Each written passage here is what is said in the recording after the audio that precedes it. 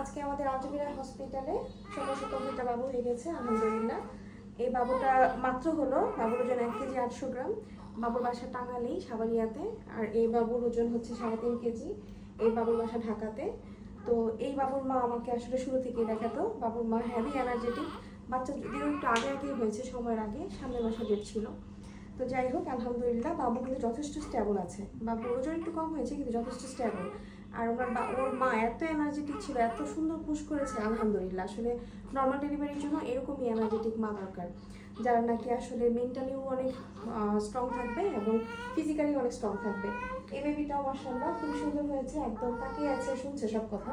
তো ওর মাও অনেক ভালো ছিল, আসলে অনেক হেল্প করেছে, না হলে পসিবল হতো না এত বড় বাবু হওয়া।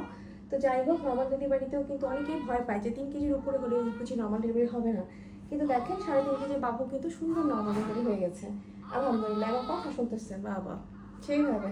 ওর মা বলে রাখছে যে আমার বাবুকে কোলে নিয়ে কিন্তু ভিডিও করতে হবে।